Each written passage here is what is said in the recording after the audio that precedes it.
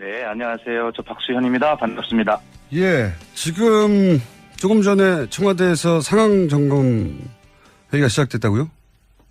예, 지금 이 시간에 바로 시작하는데요. 예. 제가 오늘 사실은 대변인이 되고 나서 이제 첫 번째 참석하는 회의인데, 그 김어준의 뉴스공장 워낙 중요한 프로그램이어서 제가 회의를 잠깐 빠지고 네. 나와서 좀 출연을 했는데, 우리 뉴스공장 청취자 여러분, 우리 정말 반갑습니다. 네. 대변인님은 저희 언론과의 접촉이 굉장히 중요하기 때문에 잘해주셔야 되고요. 저희가 팍팍 우겨가지고 상황점검 회의를 빠지고 저희 인터뷰를 응하시게 됐습니다. 맞습니다. 예, 예. 저희가 팍팍 우겼다는 걸 다시 한번 강조하고요. 근데 대변인을 여태 여러 번 하셨죠? 청와대는 처음이지만. 예. 제가 언론 보도에도 보셨겠습니다만 5번을 대변인했다 그러는데 우선 19대 국회의원 하는 동안에 당에서 당대변인 1회와 원내대변인 2번을 했고요. 예. 지난번에 대선 전국에서는 안희정 충남지사 대통령 경선 후보의 대변인을 했고 또 본선 과정에서는 경선 이후에 문재인 대통령 후보의 대변인을 해서 또 5번을 대변인을 했습니다. 대변인을 이렇게 많이 맡으신 이유가 뭡니까? 글쎄요. 저도 잘 모르겠는데 좀 불만이 있습니다. 저도 자칫 잘못하면 대변인 전문가, 직업 대변인 이렇게 해서 자꾸 부르는데 다른 일은 못하고 자꾸 대변인만 시키는 거 아닌가 이런 생각인데 네. 아마 외람되게 말씀을 드리자면 제가 좀 이렇게 여야 되게 국민들이 보시기에는 막 싸우잖아요. 제발 쌈 좀 하지 마라 이런 것인데 되게 상대방의 말을 좀 듣고 수용해주면서 제 말을 좀 드리는 그런 태도를 좀 많이 좀 좋아하시는 것 같아요. 그래서 주로 대변인에 좀 많이 기용이 되는 것 같습니다. 정치인 하시기 전에도 누군가 다른 사람을 대변하거나 그런 경력이 있으세요? 친구들끼리 싸울 때 중간에 나서가지고. 글쎄, 늘 이제 그런 중재자의 입장 이런 것들이 이제 하게 되고 되게 어릴 때 학교 다니다 보면 저 급장, 반장도 하고 그러면 그런 일이 있으면 중재도 하고 그러잖아요. 예. 그런 경험들은 있는데 누구나 다 그런 경험들이 있겠죠. 그러나 하여튼 좀 특별하게 그런 위치에 있었던 거는 지금 질문을 하면서 돌아보니까 아마 그런 경험들은 어려서부터 많이 있었던 것 같네요. 그렇군요. 근데 이제 청와대 대변인은 여태까지 하신 일과는 좀 차원이 다른 일 아닙니까? 정부 전체를 대변해야 되는데 본인만의 대변인 철학이 있습니까? 네, 제가 어제 대변인 처음 이제 임명을 받고 말씀을 간단하게 드렸는데 거기서 말씀드린 것이 말을 잘하는 것보다 말을 잘 듣는 것 이것이 좋은 대변인의 역할이라고 생각합니다. 이렇게 말씀을 드렸어요. 굉장히 어려운 일이죠. 어려운 일인데 제가 당의 대변인을 할 때 다른 당 대변인들한테 그런 제안을 한 적이 있어요. 좀 제가 발표한 논평 오늘 보고 오셨습니까? 이렇게 물어본 적이 있는데 예. 사실은 저도 그렇지만 왜 자꾸 싸움만 하냐면 이게 평행선이거든. 주장이 좁혀지지 않고 그것은 상대방의 주장, 다시 말해서 대변인의 논평으로 발표되는 상대방의 주장을 사실은 한 줄도 읽지 않고 자기 주장만 대변인들이 하거든요. 그래서 저도 사실 그런 걸 고백했고 앞으로 우리 그러지 말고 상대방이 어떤 논평을 냈는지를 읽어보고 좀 우리 논평도 하면서 이렇게 하면 좀 좁혀질 수 있는 부분이 있지 않겠냐 이런 생각을 하게 되는데 어쨌든 그래 저는 좋은 대변인의 역할 아직까지는 저도 좋은 대변인은 못 됩니다만 말을 잘 듣는 대변인 그것이 좋은 역할이다라고 하는 게 철학입니다. 문재인 대통령이 대변인 임명하시면서 주문 사항이 있었나요? 아마 대통령께서 어제 이제 첫 회의에 제가 참석을 했는데 회의에 앞서서 이제 저를 이렇게 보시면서 앞으로 대변인은 주재하는 모든 회의에 참석을 해라 이렇게 말씀을 하셨거든요. 그 이야기는 뭐냐면 정말 잘 듣고 국민께 잘 전달하는 그런 역할을 해달라는 부탁이신 것 같고요. 오늘 이제 점심에 제가 청와대 온 지 이틀째인데 오늘 점심을 좀 하자고 이렇게 말씀이 계셔서 점심을 먹게 되는데 아마 또 여러 가지 말씀 당부 이런 말씀이 오늘 점심시간에 계시리라 이런 생각을 하게 됩니다. 청와대의 모든 회의에 다 참석하라는 건 어떤 의미입니까? 그러니까 잘 듣고 그다음에 그것을 잘 흐름과 이런 것들을 파악해서 낱낱이 국민에게 잘 전달하라라고 하는 그런 뜻으로 저는 들었습니다. 그러니까 대변인이 뭐 요약된 정보가 아니라 실제 회의에 참석해서 어떻게 돌아가는지 다 파악하고 대변인 노릇을 하라 이런 주문인가요? 바로 그겁니다. 대개 이제 뭐 다 100% 참석을 할 수 없겠지만 노력은 해야 되겠죠. 그런데 대개 대변인실로 각 뭐 수석실에서 보도자료 작성이 돼서 대개 넘어오고 대변인은 어떤 뭐 대강을 파악하고 가서 이제 브리핑을 하게 되지 않겠습니까? 그런데 실제로 그 언론인들 기자들의 그 백브리핑에 보면 그 겉에 보도 자료에 드러난 그런 내용 말고 그 밑에 있는 내용들을 묻는 경우가 아주 상식적으로 다반사거든요. 그러면 답변을 할 수가 없어요. 예. 진정한 소통이 될 수가 없죠. 그래서 어제 대통령님의 첫 번째 당부 말씀은 바로 모든 흐름을 다 이해하고 그렇게 낱낱이 잘 이해가 될 수 있도록 전달하는 가교 역할을 하라라고 하는 그런 당부의 말씀으로 저는 그렇게 들었습니다. 보통 언론에서 이제 안희정 도지사의 측근, 안희정 도지사의 사람 이렇게 분류를 해왔는데, 네. 안희정 도지사는 이 청와대 대변인 한다니까 뭐라고 하시던가요? 예, 어쨌든 그 며칠 전에 저를 급히 좀 안희정 도지사가 좀 보자고 그래서 좀 가서 만났더니 이제 뭐 그 청와대에 가서 중요한 일을 좀 해서 이 정부를 좀 도움이 되라라는 차원에서 추천했다는 이야기와 함께 가서 내일처럼 열심히 가서 해라. 어떤 직이 주어지면 딱 그 당부 이야기 하나 저한테 말씀하시더라고요. 그래서 참 말씀도 굉장히 재미없게 하신다 이런 생각을 했는데 어쨌든 내일처럼 하라. 이게 안희정 지사의 당부였습니다. 안희정 도지사를 이제 떠났으니까 안희정 도지사를 디스하신 겁니까? 아, 그렇게 들리셨습니까? 저는 디스하는 척하면서 안희정 도지사의 진심을 전달하기 위해서 지금 칭찬을 하고 있는데. 알겠습니다. 네. 이건 어떻습니까? 이제 대변인이시니까 제가 대변인에게 질문을 하나 드려보자면, 네. 다른 정당, 그러니까 국민의당이든 바른정당이든 정의당이든, 네. 거기 계신 분들이 입각할 수도 있다 하는 얘기가 여러 차례 나왔잖아요. 그런데 네, 이제 청와대에서 공식적으로는 제안이 간 적이 없다. 네. 혼란스러운 메시지들이 나오는데 이게 어떻게 되는 거예요? 이거는 간단하다고 봅니다. 지금 이제 협치가 중요하다 이런 상황 아니겠습니까? 그러면 협치라고 하는 것이 다른 당에 있는 사람 하나를 데려다 입각을 시킨다고 협치가 되겠냐라고 네. 하는 것이 그것도 뭐 작은 협치일 수 있지만 네. 좀 더 근본적이고 큰 협치는 그렇게 사람 하나를 데려다 쓴 그런 낮은 단계의 협치가 아니라 각 정당이 정체성을 분명히 하면서도 정말 어떤 정부가 하고자 하는 정책에 대해서 서로 각 당의 입장을 보태고 또 그러면서 또 협의안을 만들어서 함께 통과시키려고 하는 어쨌든 정당 민주주의가 정확히 쓴 속에서의 또 각 당의 정체성을 정확히 하면서도 그렇게 정당 간 어떤 협치를 하는 건강한 문화를 만들자고 하는 것이지 그렇게 사람 하나를 데려다 입각하는 것이 그 협치다.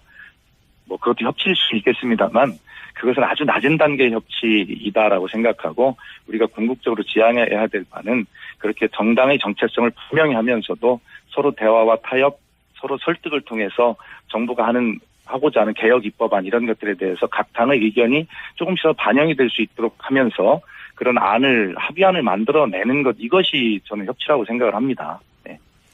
그거는 이제 충분히 원론적으로 이해갑니다. 그러니까 정당 간에 정책적으로 네. 정당 간의 동반자가 돼야 되는데 그런데 그러다 보면 그 정당의 뭐 예를 들어서 특정 장관 자리를 그 흐름 속에서 제안할 수도 있고 그런 일도 있을 수 있지 않습니까? 당연히 그렇죠. 예, 그런데 그렇게 처음부터 누구누구 장관 이런 식의 인사는 없을 것이다. 그렇죠. 제가 볼 땐 적어도 대통령님께서는 이 정당 정치에 대한 이해가 깊으시고 연대 협치의 의미를 정확히 아시고 계시기 때문에 그래야 또 오래가고 지속 가능한 연대 이틀, 협치 이틀이 마련되지 않겠습니까? 그렇기 때문에 아마 지금 그 각 당에서 사람 하나 데려다 입각시키는 것 이런 어떤 출발은 안 하실 걸로 저는 그렇게 생각하고 있습니다. 예, 적어도 출발이 그렇게 되지는 않을 것이다. 그렇습니다. 앞으로 그런 일이 있을 수도 있겠지만 출발이 그렇게 되지는 않을 것이다 이런 얘기네요. 예, 이미 각 정당 간에 신뢰가 쌓이고 그것이 문화로 자리 잡아가는 과정에서 입각하고 이런 것은 있을 수 있겠지만 처음부터 그렇게 정치 공학적인 그런 어떤 접근, 그런 입각 이런 것들은 아마 좀 이루어지지 않을 것이다. 저는 그렇게 믿습니다. 예. 문재인 대통령과 그 개인적인 친분이 그렇게 있지는 않으시죠? 아, 그렇죠. 대개 이제 국회에서 4년 동안 뵀으니까, 이렇게 뭐, 그냥 몇 명 국회의원 중에 하나로 저를 아시기도 하고요. 또 저한테 격려도 하시고 가끔 또 제가 문자도 드리면 국회의원 시절에 또 답장도 주시고, 뭐 그런 개인적인 뭐 또 친분과 이런 건 있습니다. 네. 제가 이런 질문을 드린 이유는 뭐냐면 이제 소위 언론이 분류할 때 친문계는 아니다. 네. 그건 맞죠? 저희는 친민주당계입니다. 그렇기 때문에. 근데 요번에 사실 우리 진행자님, 저는 안희정 지사나 이재명 시장 이런 경선 과정이 굉장히 좀 새로운 정당 문화의 출발이 됐다는 의미를 좀 부여하고 싶은데, 경선 이후에 깨끗한 승복과 하나 되는 이런 것들을 사실 흔쾌하게 이렇게 되는 걸 처음 보는 것 같아요. 그래서 뭐 친문, 친한 이런 구분이 아니라 당연히 우리는 경선 끝나면 누가 당선되든 그 일을 내일처럼 정말 열심히 하겠다는 생각을 처음부터 갖고 있었습니다. 그렇기 때문에 뭐 친문이든 아니든 그런 건 저는 뭐 중요하다고 더 이상 중요하지 않다. 네, 예. 그렇습니다. 네. 이재명 캠프에서도 그러면 청와대에 같이 함께 하실 분들이 앞으로 발표 예정인가요? 아마 그렇게 되겠죠. 우선 대통령께서 후보 시절에 경쟁하는 분들과 함께 나중에 상의해서 하겠다는 말씀을 여러 차례 강조하셨잖아요. 그런 측면에서 이제 안희정 지사에게도 추천을 이제 받으셨고, 또 이재명 시장님께도 추천을 받으셨을 거로 생각을 하고요. 지금 그런 어떤 인사, 당내의 협치를 위한 그런 인사들이 뭐 기본으로 진행이 되고 있을 거라고 생각을 하고요. 저를 보셔도 그렇게 증명이 되는 건 아니겠습니까? 예. 반면에 이제 오랫동안 함께 일해왔던 소위 이제 최측근들, 양청철 전 비서관 같은 경우, 이전으로 후퇴하고, 이거는 청와대에서는 청와대 일하시는 분들은 어떻게 받아들이고 있습니까? 예, 어쨌든 뭐 대통령님께서 편하게 여러 탕평 인사와 여러 협치 인사를 좀 하실 수 있도록 그렇게 가장 가까우신 분들이 정말 헌신의 마음으로 그렇게 좀 자리를 좀 대통령께 선택의 폭이 넓어지실 수 있도록 그렇게 한 것으로 받아들이고 있고요. 그런 측면에서 굉장히 높은 점수를 주고 뭐 그런 것들이 사실은 어떤 과거 우리 박근혜 정부의 청와대, 국정농단, 민주주의 위기 이런 것들을 만들어내지 않는 지름길이라는 생각을 하고 또 좋은 평가를 하고 있는 것 같습니다. 네. 오늘은 첫 시간이라서 아주 부드럽게 저희가 사이좋게 지냈는데. 알겠습니다. 감사합니다. 앞으로 청와대 대변인이 소통의 범위를 넓혀간다고 하니까 앞으로 저희 방송에 한 일주일에 한 3, 4분씩은 연결해 주시죠. 예, 한번 노력해 보겠습니다. 예. 노력으로 안 되는데요. 알겠습니다. 네. 제가 이게 마지막 질문인데. 네. 일단 주기적으로 저희 연결한다는 건 약속을 받았다고 저희가 우기겠고요. 네. 최근에 이제 문재인 대통령의 이제 언론 노출을 보면 이제 궁금해서 여쭤보는 겁니다. 굉장히 세련됐다. 잘 노출하고 있다. 노무현 정부 시절보다 훨씬 업그레이드 했다. 이런 느낌을 받는데 누가 이거 지금 하고 있는 겁니까? 이걸 총지휘를? 이게 뭐 저는 두 가지 측면인데요. 우리가 지난 이명박 박근혜 정부 시절 9년 동안에 봐왔던 모습과는 다른 모습이기 때문에 사실은 굉장히 신선하게 느껴지기도 하고 이런데 뭐 이런 것들은 정상적인 것인데 이걸 신선하고 파격이다 느끼는 게 참 안타까운 마음인데 어쨌든 그럼에도 불구하고 국민들께서 그런 목마름이 계시기 때문에 더 국민들 마음에 다가가는 모습을 연출하려고 노력하는 것 일정 기획이나 이런 기획회의를 어디든 하지 않습니까? 그래서 저희가 이제 각 비서관, 수석비서관실별로 다 분야와 영역이 조금씩 다르니까요. 대통령님의 일정을 어떻게 했으면 좋겠는가, 국민께 던지는 메시지, 공약과 관련된 부분, 이런 부분들이 다 있지 않겠습니까? 그래서 그런 아이디어들을 이제 상황실 차원에서 그것을 좀 수집을 하고, 그렇게 거기서 선택을 하는 그런 체계로, 운영을 아직까지는 그렇게는 다 하지 못하고 있는데, 오늘부터 그런 업무 지시가 지금 각 수석실로 좀 내려가고 있습니다. 그래서 아마 충분하게 다분히 계획적으로 그렇게 저희도 이제 일의 순서가 있지 않습니까? 네, 그렇기 때문에 그렇게 좀 조직적으로 시작을 한다는 말씀을 좀 참고로 드립니다. 대통령을 어떤 모습, 어떤 메시지를 노출하느냐가 다 굉장히 중요한데 여태 일주일간은 굉장히 잘 된 것 같아서 누가 그 일을 했는지 궁금해가지고 칭찬해 드리려고 그런 건데.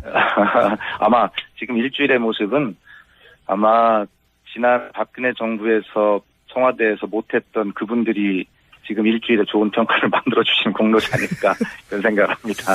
오늘 여기까지 하고요. 다음, 잘 하겠습니다. 예. 오늘 여기까지 하고 다음 시간에는 좀 더 괴롭혀드리겠습니다. 예, 알겠습니다. 감사합니다.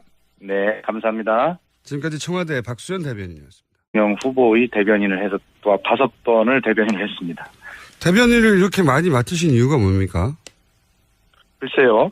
저도 잘 모르겠는데 좀 불만이 있습니다. 저도 자칫 잘못하면 대변인 전문가, 직업 대변인 이렇게 해서 자꾸 부르는데 다른 일은 못하고 자꾸 대변인만 시키는 거 아닌가 이런 생각인데 아마 외람되게 말씀을 드리자면 제가 좀 이렇게 여야 되게 국민들이 보시기에는 막 싸우잖아요. 제발 땀 좀 하지 마라 이런 것인데 되게 상대방의 말을 좀 듣고 수용해주면서 제 말을 좀 드리는 그런 태도를 좀 많이 좀 좋아하시는 것 같아요. 그래서 주로 대변인에 좀 많이 기용이 되는 것 같습니다. 정치인 하시기 전에도 누군가 다른 사람을 대변하거나 그런 경력이 있으세요?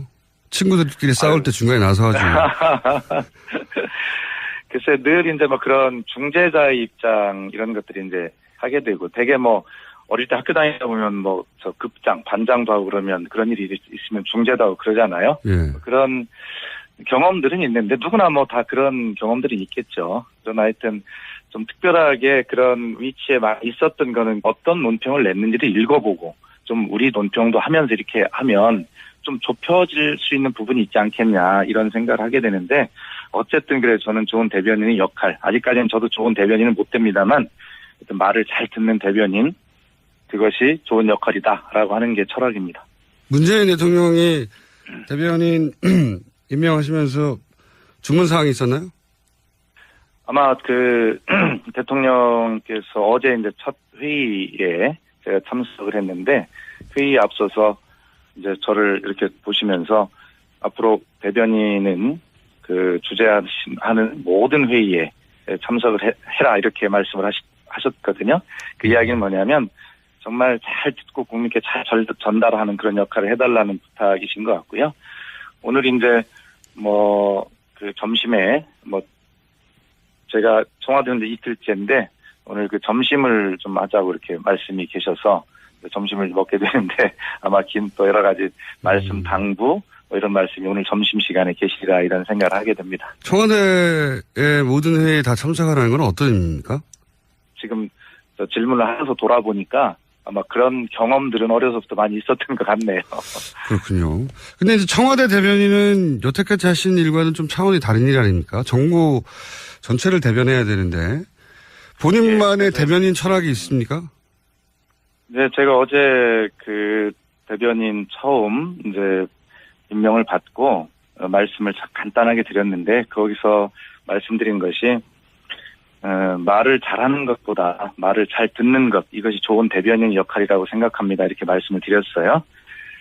굉장히 어려운 일이죠. 어려운 일인데 제가 당의 대변인을 할 때 다른 당 대변인들한테 그런 제안을 한 적이 있어요. 좀 제가 발표한 논평 오늘 보고 오셨습니까? 이렇게 물어본 적이 있는데 사실은 저도 그렇지만 왜 자꾸 싸움만 하냐면 이게 평행선이거든. 주장이 좁혀지지 않고 그것은 상대방의 주장 다시 말해서 대변인의 논평으로 발표되는 상대방의 주장을 사실은 한 줄도 읽지 않고 자기 주장만 대변인들이 하거든요. 그래서 저도 사실 그런 걸 고백했고 앞으로 우리 그러지 말고 상대방이 그러니까 잘 듣고 그다음에 그것을 잘 흐름과 이런 것들을 파악해서 낱낱이 국민에게 잘 전달하라라고 하는 그런 뜻으로 저는 들었습니다. 그러니까 대변인이 요약된 정보가 아니라 실제 회의에 참석해서 어떻게 돌아가는지 다 파악하고 대변인 노릇을 하라 이런 주문인가요? 바로 그겁니다. 대개 이제 다 100% 참석을 할 수 없겠지만 노력은 해야 되겠죠. 그런데 대개 대변인실로 각 수석실에서 보도자료 작성이 돼서 대개 넘어오고 대변인은 어떤 뭐 대강을 파악하고 가서 이제 브리핑을 하게 되지 않겠습니까? 그런데 실제로 그 언론인들 기자들의 그 백브리핑에 보면 그 겉에 보도 자료에 드러난 그런 내용 말고 그 밑에 있는 내용들을 묻는 경우가 아주 상식적으로 다반사거든요. 그러면 답변을 할 수가 없어요. 진정한 소통이 될 수가 없죠. 그래서 어제 대통령님의 첫 번째 당부 말씀은 바로 모든 흐름을 다 이해하고 그렇게 낱낱이 잘 이해가 될 수 있도록 전달하는 가교 역할을 하라라고 하는 그런 당부의 말씀을 저는 그렇게 들었습니다. 보통 언론에서 이제 네, 안녕하세요. 저 박수현입니다. 반갑습니다. 예, 지금 조금 전에 청와대에서 상황 점검 회의가 시작됐다고요? 예, 지금 이 시간에 바로 시작하는데요. 예. 제가 오늘 사실은 대변인이 되고 나서 이제 첫 번째 참석하는 회의인데, 그 김어준의 뉴스공장 워낙 중요한 프로그램이어서 제가 회의를 잠깐 빠지고 나와서 좀 출연을 했는데 우리 뉴스공장 청취자 여러분, 우리 정말 반갑습니다. 네. 대변인님은 저희 언론과의 접촉이 굉장히 중요하기 때문에 잘해주셔야 되고요. 저희가 팍팍 우겨가지고 상황 점검 회의를 빠지고 저희 인터뷰를 응하시게 됐습니다. 맞습니다. 예. 저희가 팍팍 우겼다는 걸 다시 한번 강조하고요. 근데 대변인을 여태 여러 번 하셨죠? 청와대는 처음이지만. 예. 제가 언론 보도에도 보셨겠습니다만 5번을 대변인했다 그러는데 우선 19대 국회의원 하는 동안에 당에서 당 대변인 1회와 원내 대변인 2번을 했고요. 예. 지난번에 대선 전국에서는 안희정 충남지사 대통령 경선 후보의 대변인을 했고 또 본선 과정에서는 경선 이후에 문재인 대통령